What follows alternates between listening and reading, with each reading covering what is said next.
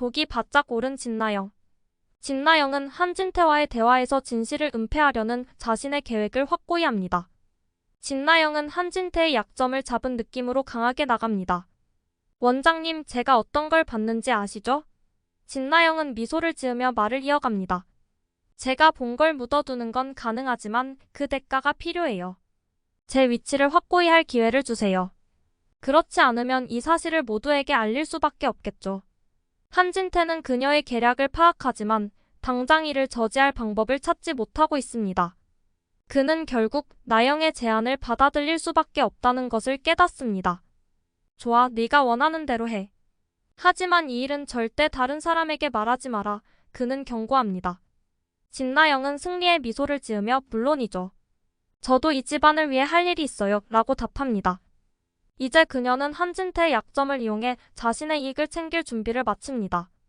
방으로 들어온 한진태는 어차피 분원으로 보내기 전까지만 장단 맞추면 그만이야 라며 화를 가라앉히며 누군가에게 전화를 합니다. 집에 돌아온 김마리는 두 사람이 평소와 다르게 행동하는 것 같다고 생각합니다.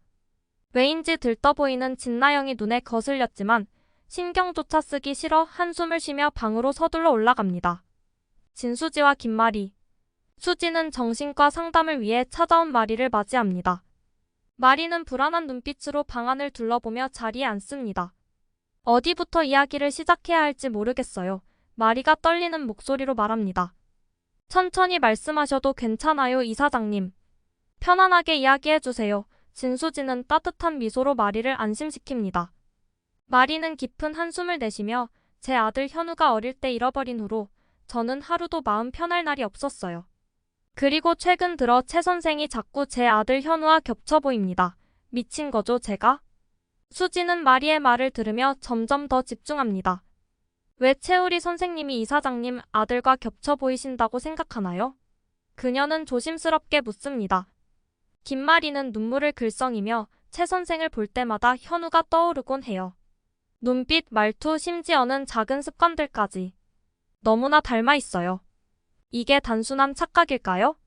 진수지는 김마리의 말에 놀라움을 감추지 못합니다. 그녀는 자신도 모르게 채우리와 현우의 연결고리를 찾기 시작합니다.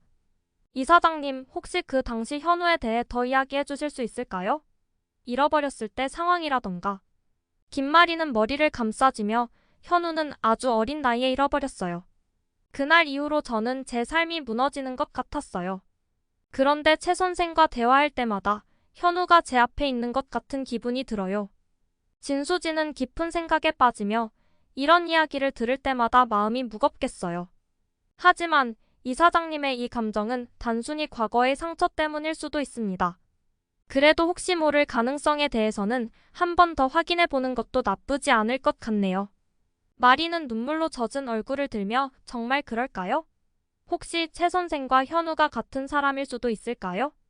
진수지는 그 순간 마리의 감정과 자신의 직감이 교차하면서 채우리와 현우가 같은 사람일지도 모른다는 의심을 확신으로 바꾸기 시작합니다.